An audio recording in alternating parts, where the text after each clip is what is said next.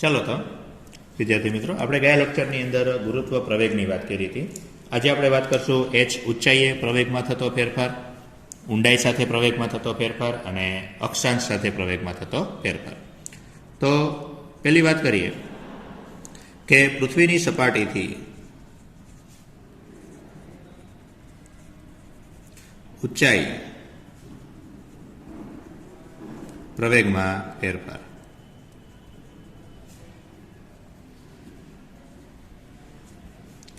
બરાબર કે ભાઈ તમે પૃથ્વી છે તો ધારો કે આપણે આ પૃથ્વી લઈ લઈએ. પૃથ્વીના ત્રિજ્યા આરી, આ પૃથ્વીનું કેન્દ્ર, એના કેન્દ્રથી h ઊંચાઈએ કોઈક બિંદુએ ગુરુત્વ પ્રવેગ શોધવો છે. જે બિંદુએ ગુરુત્વ પ્રવેગ શોધવાનો હોય એનું અંતર આપણે હંમેશા કેટલું લઈએ છીએ? Small r. તો ધારો કે જે પૃથ્વી માટે, તો આપણે આગળ ભણી ગયા હતા કે પૃથ્વીની સપાટી પર ગુરુત્વ પ્રવેગ, તો પૃથ્વીની સપાટી પર આપણે ગુરુત્વ પ્રવેગ કેટલો હતો? તો gme/re². બરાબર. ત્યારબાદ પૃથ્વીના કેન્દ્રથી સ્મોલ r અંતરે ગુરુત્વ પ્રવેગ, તો સ્મોલ r અંતરે ગુરુત્વ પ્રવેગ, ધારો કે એને આપણે g(h) લઈ લઈએ, તો r અંતરે ગુરુત્વ પ્રવેગનું સૂત્ર શું આવશે? તો gme/r². બરાબર, r². અહીંયા જો આકૃતિ પરથી સ્મોલ r બરાબર, તો સ્મોલ r બરાબર શું થઈ જશે? re+h. બરાબર કે આકૃતિ પરથી સ્મોલ r બરાબર re+h. આ કિંમત આમાં મૂકી દઈએ તો g(h) બરાબર gme, સ્મોલ r બરાબર re+h આખાનો વર્ગ. આને આપી દો સમીકરણ 2. બરાબર.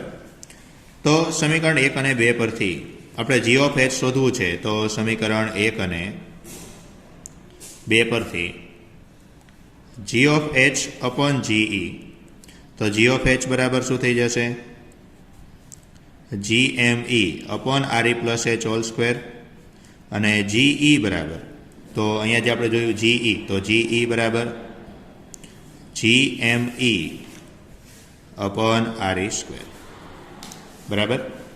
તો આ gme કટ એટલે અહીંયા શું થઈ જશે? તો કે re+h આખાનો વર્ગ. તો આના પરથી g(h) બરાબર કે g(h) બરાબર ge અહીંયા ભાગાકારમાં છે, સામે લઈ જાઓ એટલે ગુણાકારમાં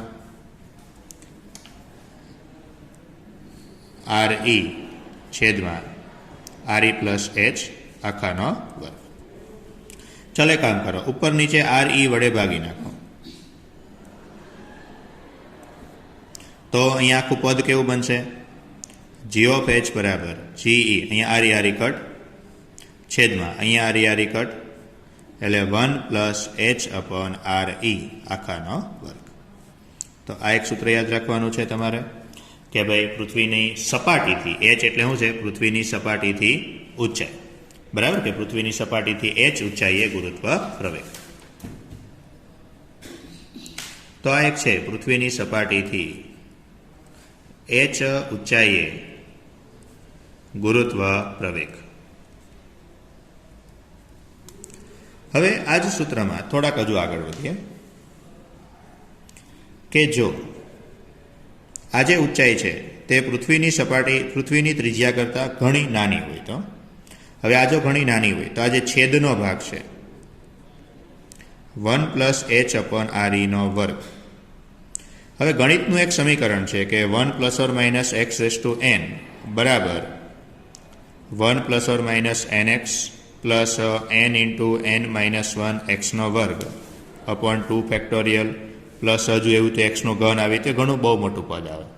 પરંતુ જો આ x ઘણો નાનો હોય, જો આ x સૂક્ષ્મ હોય, તો એક્સ સૂક્ષ્મ હોય તો શું થશે? જો એક્સ નાનો હશે ને તો એક્સનો વર્ગ એની કરતાંય નાનો થશે, એક્સનો ઘન આવશે તેની કરતાંય નાનો થશે, એટલે આગળના બધાય પદ તમે અવગણી શકો.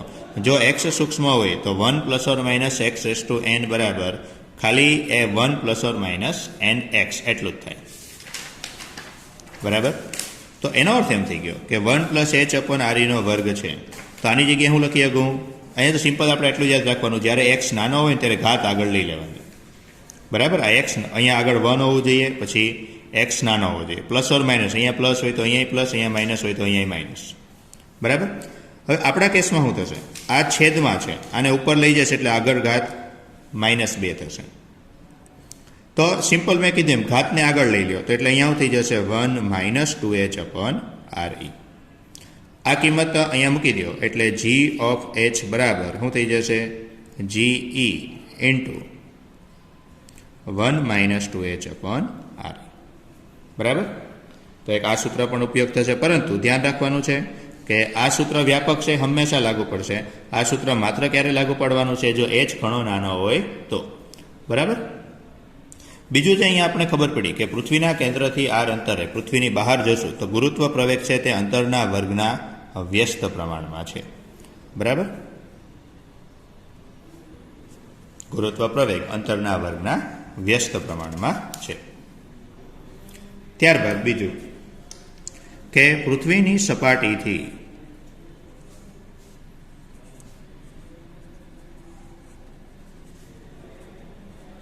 d ઊંડાઈએ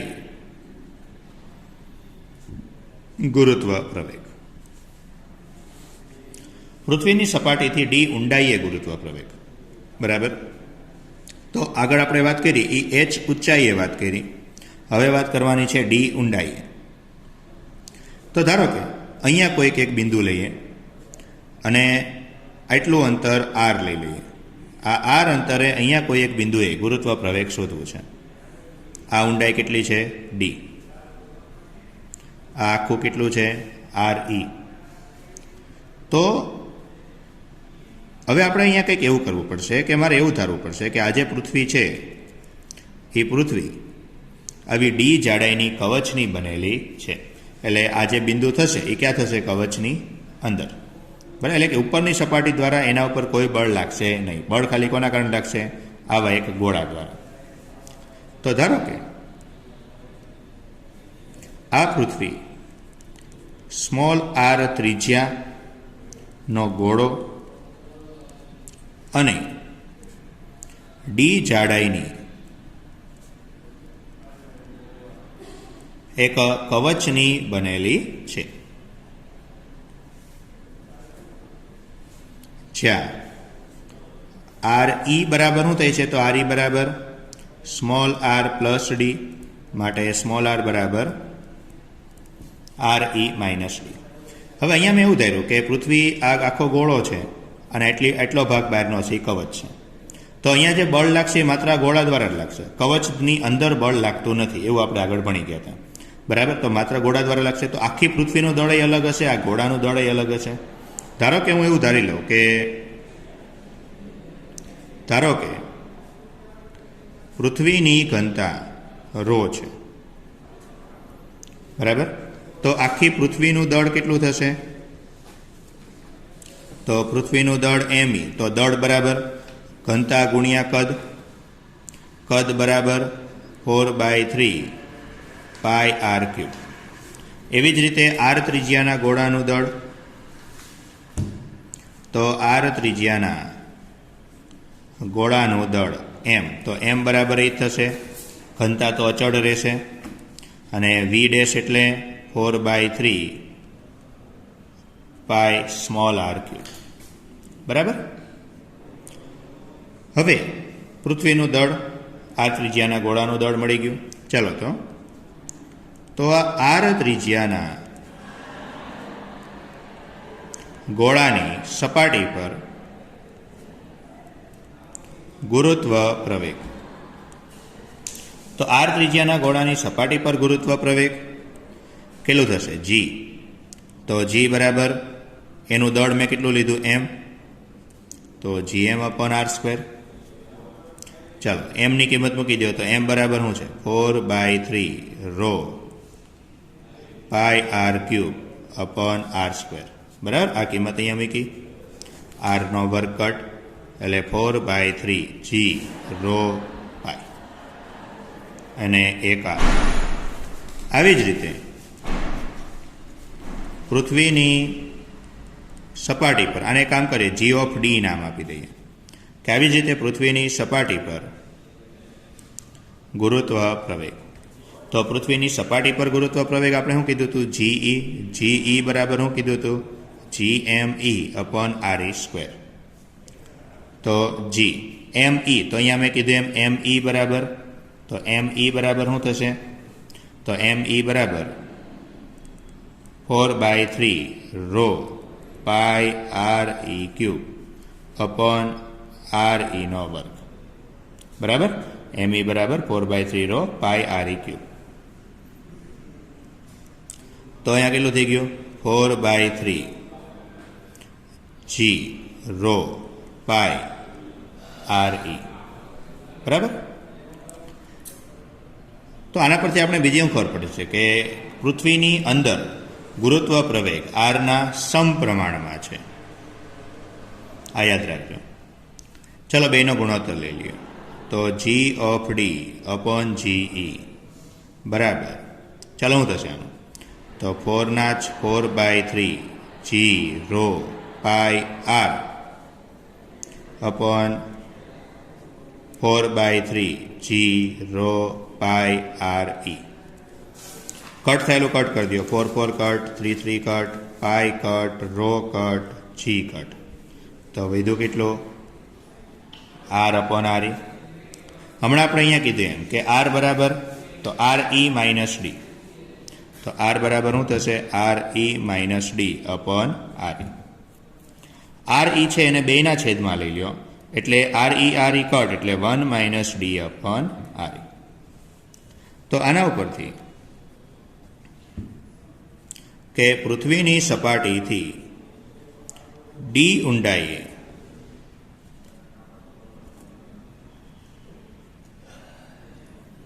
ગુરુત્વ પ્રવેગ. તો સપાટીથી ડી ઊંડાઈએ ગુરુત્વ પ્રવેગ કેટલો થશે? તો જી ઓફ ડી બરાબર જીઈ સામે જવા દો એટલે GE into 1 minus D upon R. બરાબર, આમાં કોઈ કેસ નથી. આ એક વ્યાપક સૂત્ર જ છે. તો આપણે બે સૂત્ર જોયા કે સપાટીથી એચ ઊંચાઈએ ગુરુત્વ પ્રવેગ અને સપાટીથી ડી ઊંડાઈએ ગુરુત્વ પ્રવેગ. તો ત્યારબાદ જે ત્રીજું આપણે જોવાનું છે કે ગુરુત્વ પ્રવેગમાં અક્ષાંશ સાથે થતો ફેરફાર.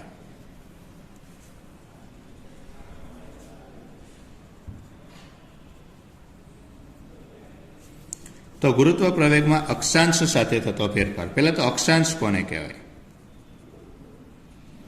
તો અક્ષાંશ એટલે પૃથ્વી પરના કોઈ પણ સ્થળ અને વિષુવવૃત્ત વચ્ચે બનતો ખૂણો. એ ખૂણાને અક્ષાંશ કહેવાય. બરાબર, કોઈ પણ સ્થળ અને વિષુવવૃત્ત વચ્ચે બનતો ખૂણો, એ ખૂણાને શું કહેવાય? અક્ષાંશ. તો કે પૃથ્વી માટે આપણે પૃથ્વીને યામાક્ષોના ઉગમ બિંદુ પર લઈ લઈએ. ધારો કે અહીંયા એક સ્થળ છે, તો એ સ્થળનો આપણે જે વિષુવવૃત્ત થશે અહીંયા, એ વિષુવવૃત્ત સાથે બનતો ખૂણો. બરાબર, અહીંયા વિષુવવૃત્ત જ આવશે એક્સ અક્ષ ઉપર. આ ખૂણાને અક્ષાંશ કહેવાય. હવે જ્યારે પૃથ્વી ભ્રમણ કરતી હોય તો ભ્રમણ કરતી હશે એટલે એક સિમ્પલ વસ્તુ શું થશે? તો કે દરેક સ્થળની વર્તુળાકાર માર્ગની ત્રિજ્યા અલગ અલગ હશે. બરાબર, અહીંયા જે ફરતો હશે એની અહીંયા ફરતો હશે એની કંઈક આ રીતે હશે, અહીંયા ફરતો હશે એની આ રીતે હશે, અહીંયા ફરતો હોય એની આ રીતે હોય. દરેક સ્થળની વર્તુળાકાર માર્ગની ત્રિજ્યા અલગ હોય. ધારો કે અહીંયા જે સ્થળ છે તેની વર્તુળાકાર માર્ગની ત્રિજ્યા આ સ્મોલ આર છે. એટલું અહીંયા ઓ નામ આપી દઈએ, અહીંયા પી આપી દઈએ. તો આખું ઓ પી કેટલું થશે? તો પૃથ્વીની ત્રિજ્યા આર ઈ જેટલું થઈ જશે. આ આર, અહીંયા લેમડા છે એટલે અહીંયાથી આમ ઝેડ બનાવીએ તો અહીંયા પણ લેમડા થશે. બરાબર. તો આ થિયરી તમારે ખાલી JEE નીટ માટે જ કરવાની છે. તો હવે આના માટે કે અહીંયા જે સ્થળ હશે એ સ્થળ પર બળો કયા કયા લાગશે. તો એક તો નીચે તરફ બળ લાગશે એટલે પૃથ્વીના કેન્દ્ર તરફ. બરાબર. એક બળ તો કેવું લાગશે? પૃથ્વીના કેન્દ્ર તરફ. તો એક તો પૃથ્વીના કેન્દ્ર તરફ એક બળ લાગશે mg. બરાબર. બીજું અહીંયા વર્તુળાકાર ભ્રમણ કરે છે એટલે આ દિશામાં એક એનું આમ તો કેન્દ્રગામી બળ જે કેન્દ્ર તરફ હોય તો આની વિરુદ્ધ દિશામાં એટલું જ બળ લાગતું હશે કારણ કે આ સ્થિર છે પદાર્થ. બરાબર. એટલે અહીંયા એક બળ લાગશે mv²/r. તો આ જે બળ હોય એના આપણે બે ઘટકો વિચારી શકાય. અહીંયા લેમડા છે તો અહીંયા લેમડા થશે એટલે અહીંયા શું થશે? તો mv²/r cos લેમડા. તો અહીંયા જે નીચે તરફ બળ લાગે છે એ નીચે તરફ બળ કેટલું લાગશે? તો કે ગુરુત્વ બળ mg. સામી બાજુ કેટલું છે? mv²/r cos lambda. તો માટે અને આ લેમડા એટલે શું છે? અક્ષાંશ. બરાબર. આ જે લેમડા છે એ લેમડા એટલે શું છે? અક્ષાંશ. તો માટે આ પદાર્થ પર લાગતું કુલ બળ, તો પદાર્થ પર કુલ બળ કેટલું લાગશે? તો નીચે તરફ લાગે છે mg, બીજી બાજુ લાગે છે mv²/r cos લેમડા. સોરી, કુલ બળ. તો કે અહીંયાથી ચોટી રહેશે એનો અર્થ શું થઈ ગયો? mg છે એ આની કરતાં મોટું હશે એટલે પરિણામી બળ કેટલું લઈ લઈએ? mg dash. બરાબર. કે પરિણામી બળ આપણે જે ma લેતા હતા એની જગ્યાએ g ડેશ લઈ લીધો. અસરકારક ગુરુત્વ પ્રવેગ. બધામાંથી mm કટ. તો g ડેશ બરાબર g માઇનસ v. v બરાબર r ઓમેગા. એની કિંમત મૂકી દો અહીંયા r²ω²/r cos લેમડા. તો g minus r ω² cos lambda. અહીં તમે જો સ્મોલ r છે તો હમણાં કીધું એમ દરેક માટે ત્રિજ્યા બદલાશે.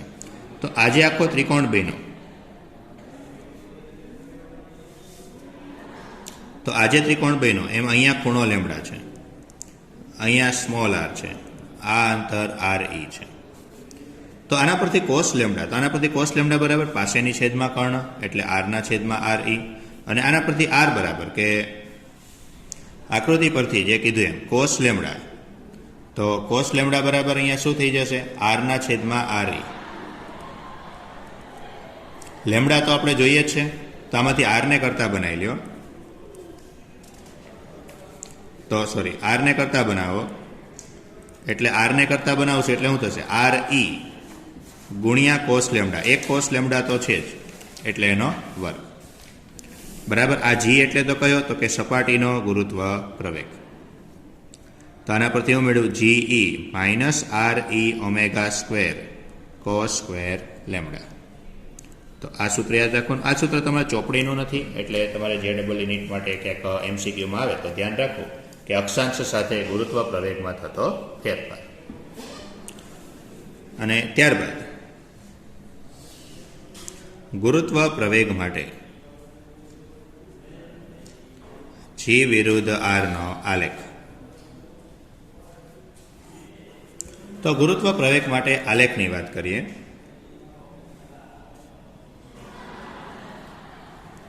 તો ગુરુત્વ પ્રવેગ માટે આપણે શું કીધું હતું કે ભાઈ પૃથ્વીના કેન્દ્રથી શરૂ કરીએ તો કેન્દ્રની અંદર ગુરુત્વ પ્રવેગ છે તે r/ના સમપ્રમાણમાં છે. બહાર જશે તો અંતરના વર્ગના વ્યસ્ત પ્રમાણમાં છે. આવું આપણે બે વસ્તુ જોઈ ગયા. તો એનો અર્થ એમ થશે કે કેન્દ્ર પર તો ગુરુત્વ પ્રવેગ 0 થઈ જશે. તો કેન્દ્રથી હું જેમ આગળ વધતો જઈશ એમ r સાથે ગુરુત્વ પ્રવેગ એ વધતો જશે. જેમ હું આગળ વધતો જઈશ એમ r સાથે ગુરુત્વ પ્રવેગ વધતો જશે.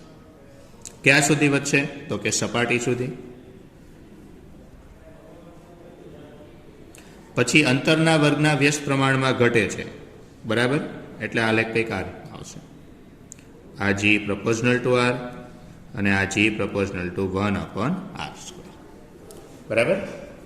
તો આ ગુરુત્વ પ્રવેગનો એક આખો ટોપિક પૂરો. ઓકે. હવે નેક્સ્ટ લેક્ચરમાં આપણે આગળ જોશું ગુરુત્વીય તીવ્રતા.